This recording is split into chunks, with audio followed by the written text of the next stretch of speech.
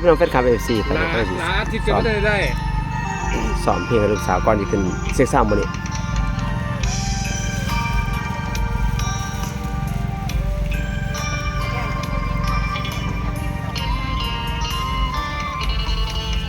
ต้องลาโกกับลาที่จะไม่ได้ ลาในสายตาของอายน้องมีค่าในหัวใจซ้ำปลายก็บ่น้อพี่หลักคำถามจากคนหวังดีผู้มีใจคิดต่อตังแต่ทางอายอยู่สุยามเห็นมามีน้ำตากับความช้ำมาฝากซอยดูแลใจบัดความเหงาเมารถกายกับเปลี่ยนไปทางเขาจอยทางเขาโอ้จอย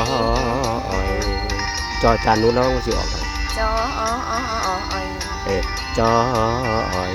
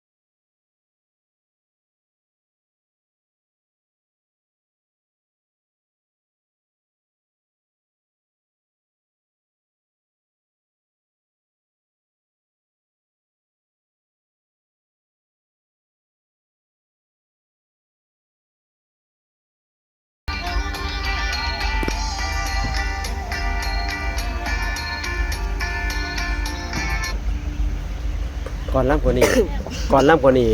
ผู้เจ้าของเพิ่นล่ำอีหลีเพิ่นสิเน้นช่วง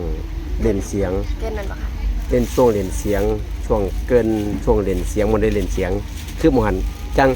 ยามที่อ้ายนั้นเหงายามที่อ้ายใจเหงาจังลบหน้าเขามาเว้ามวนกับน้องกับสูงกว่านี้มาเว้ามวนกับน้องมาเว้ามวนกับน้องว่าสิเล่นเสียงจังซี่เล่นให้คือมันเป็นก่อนจุดเด่นของก่อนล่ำแล้วก็อีกหมู่นึงหมู่ใด ตอนตอน ตอนที่มี ตอนมันดอกดัง ตอน ตอน ตอน ตอน ตอน เอาตอนนี้ ตอน นี่ ที่ แหละ มีน้ำตา อายจังมา ทำท่าว่าโหยองทำท่าว่าโหยอง นี่ละอุ้ยแม่คือรับมวนแถแม่แม่คือบ่ไม่ ย้อนอายุลงอีกบอกแม่ย้อนอายุลงอีกบอกแม่ย้อนอายุลง นี่หมดยังสี่แล้วก็ ตอนเช้าฉันแค่ตอบแค่ตอนนั้น มาลองได้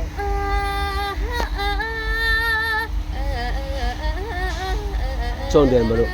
ช่วงเดือนมันว่าหนูได้เนื้อหมดไป แต่งหน้าแล้วเหรอ โอ้ย เอาสิไปเต้นนานแล้วบอก เอาสาวชุดหนูได้เนื้อไปนี่ ได้แล้วจ้ะ ช่วงเดือนได้แล้วบ่ จ้ะ วันนี้เช็คกันแล้ว หลักสิคือไปเช็ค ไปน เจ้ ำไปนำ เอาเดี๋ยวจะน้อยสิพาน้องเดี๋ยวหนูพาแล้วเดี๋ยวเขาจะไปอัดหน้าเวทีแล้วพอจะมาคอมเมนต์อีกทีว่ามันเสียงมันสิออกมองใดออกดังมองใดแต่อักขระหนูอย่าให้ตกอักขระ รอเรือคือรอเรือ รอเรือคือรอเรือจอยคือจอยจอนคือจอนอหย่าง ตอนคือตอน ตอนคือตอนเอาคือเอาห้ามว่าเอาดิ เอาอย่างพอ ตอนให้ออกต่อเตา ตอน ออกตอนตัวนี้ยาม ยาม นี่แหละแล้วมันจะมีอีกมองยามมองหมดเลยมองไหนวะพอไปลืมไปเริ่มต้นไปลูกก่อนสิมาเข่าส่งเพลงไหมส่งล่ำมาแล้ว เกินบ่ค่ะ เมนเอาลองกันไหมกันนะ ลองว่าไหมเขาลืมมองไหน ขี้ได้พอ ชื่อตรงตัว พอหนูจำบ่ได้ว่างั้นละไหน และในสายตาของอาย และในสายตาของอายน้องมีค่าในหัวใจ เดี๋ยวขาเดี๋ยวและน้องมีค่า น้องมีค่าในหัวใจ ค่า ค่า ค่า ค่า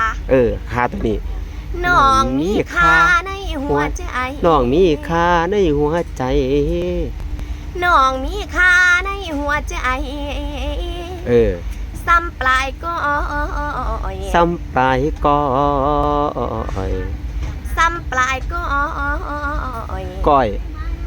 ก้อย ก้อย ก้อย ปลายก้อย ปลายก้อย ปลาย ก้อย ก้อย ซ้ำปลายก็ เดี๋ยวนะ